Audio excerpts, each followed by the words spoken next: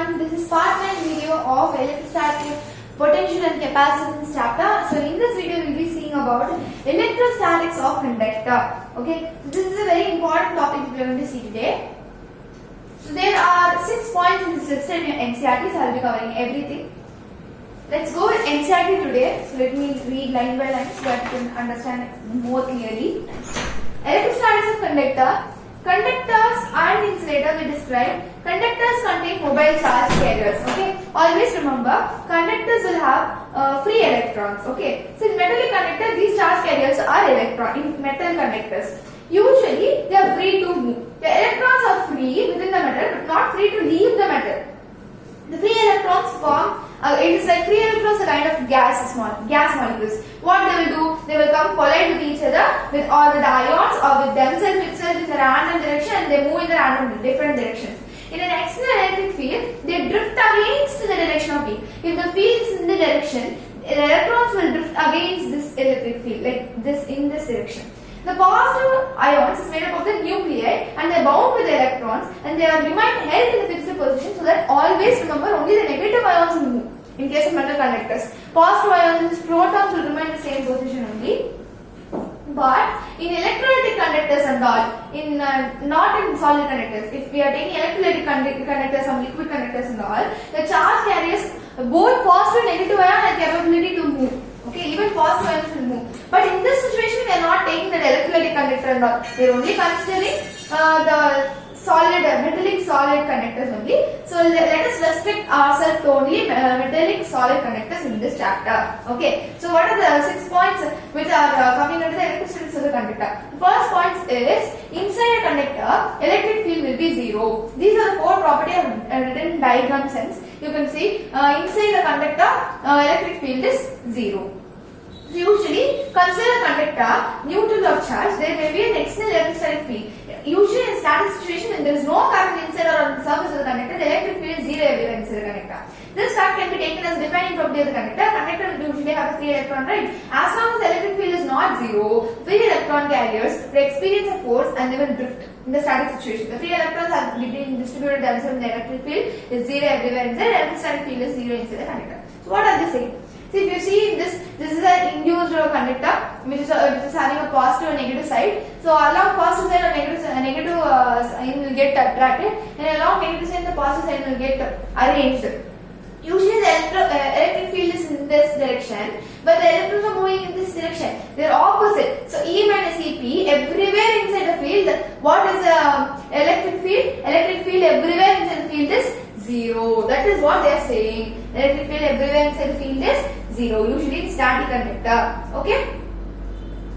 And now the second point is at surface, electric field is perpendicular to the surface. When we are taking at the surface of the conductor, at the surface they are always perpendicular. They are always perpendicular. We have to remember that if sigma surface charge density is greater than zero, that is, if it is positive, it will be outward. If it is positive, it is outward. Can you see? And if it is negative, it is inward. Okay, this you just remember. If the surface charge density is like this, it is always like this. Okay, and it is always perpendicular. That is what you have to remember.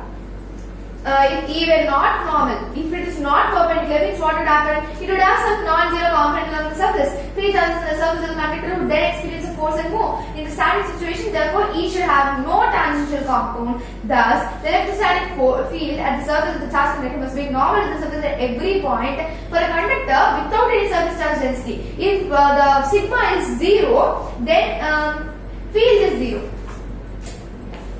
Sigma is zero, electric field is zero at the surface. It is extra point.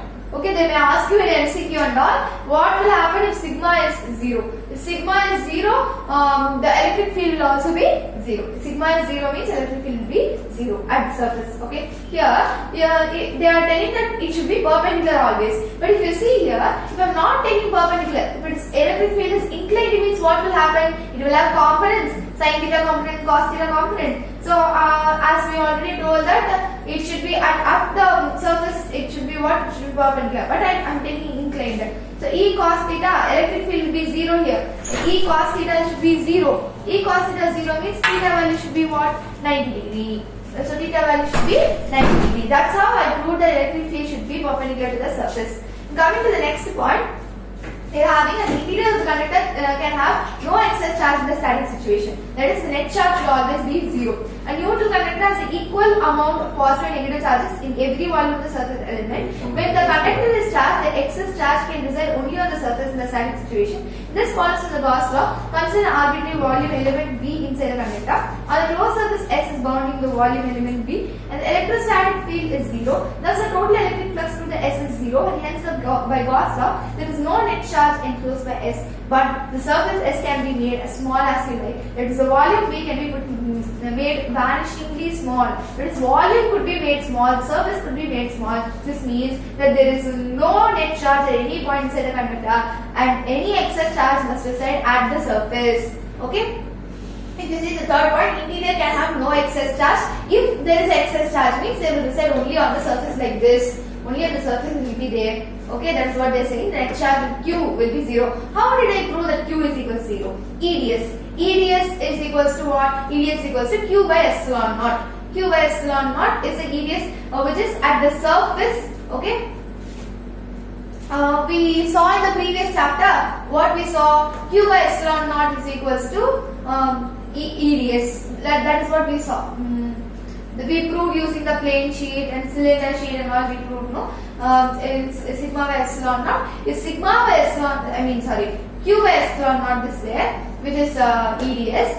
Q by epsilon naught means now I told you what electric field inside should be 0. So I am going to substitute instead of E0, then 0 is equal to Q by epsilon naught. Then obviously Q will also be 0. That is how I proved that net charge Q will be 0 and excess charge will be arranged at the surface. What is the fourth point? Electrostatic potential is constant over the volume of the conductor and has the same value. That is, potential will be constant. This follows from the result 1 and 2. Since E is 0 inside the conductor and has no tangential component on the surface, no work is done in moving the small test charge within the conductor on the surface. That is, there is no potential difference between any point inside the conductor.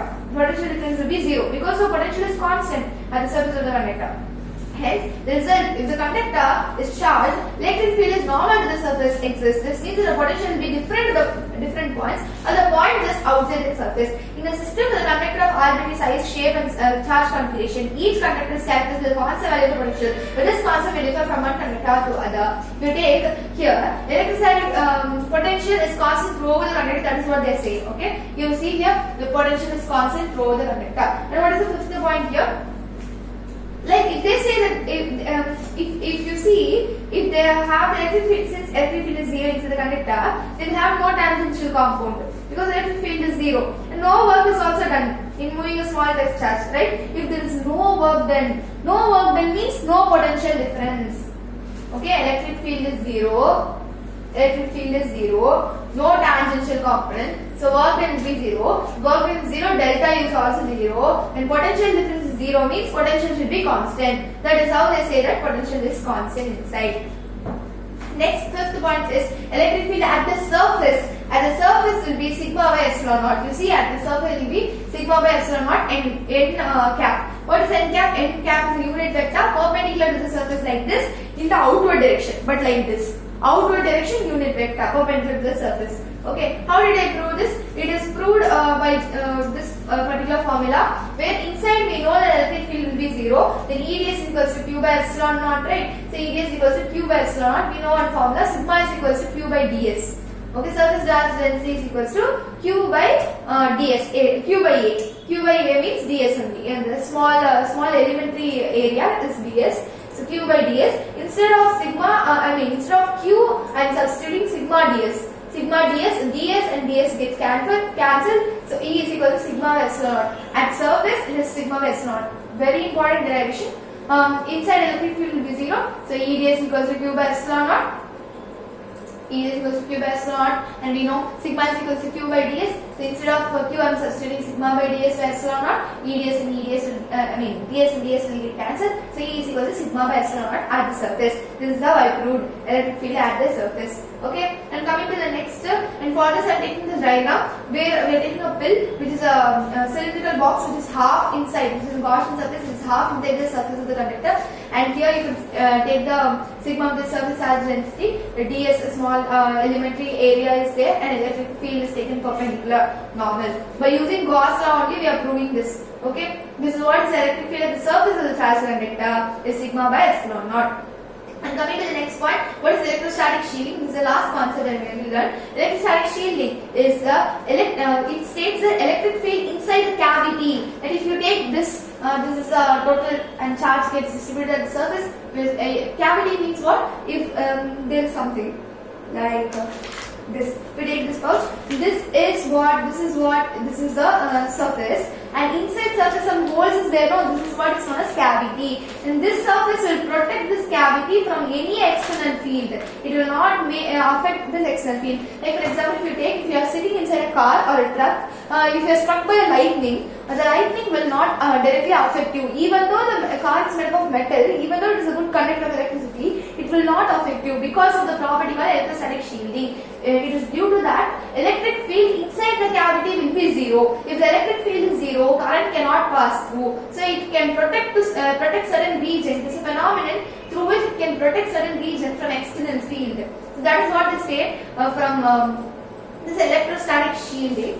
So consider conductor with a cavity with no charges inside the cavity. A remarkable result is that the electric field inside the cavity will be zero. So whatever be the size or shape of the cavity and whatever be the charge of the conductor and external field in which it might be placed. We have proved a simple case of this result already. So like the electric field inside the charged spherical shell is zero. Inside electric field will be zero. That's what we proved right now, right? So the proof of the result of the shell makes use of the spherical symmetry of the shell. But vanishing the electric field in the charge-free cavity of the conductor is, as mentioned above, a very general result. A related result is that even if the conductor is charged or charges are induced or on a neutral conductor by an external field, all charges reside only on the surface of the conductor. That is what I told. Excess charge will always reside on the surface of the conductor with the cavity. The proof of the results noted is omitted here, but we note that there is important implication. So whatever be the charge and the field configuration outside any cavity in the conductor, it remains shielded from outside electric influence. That is what is known as electrostatic shielding. Right? So it is like any cavity of the conductor, it remains shielded from the outside electric influence. The field inside the cavity is always zero. That is what they say. Electric field inside the cavity is zero. This is known as electrostatic shielding. The effect can be made used in protective sensitive instrument from outside electrical influence. This is a summary of important electrical properties of the conductor. So with this I am winding up this class. Next class we will be seeing about the dielectrics and the polarization concepts. Bye.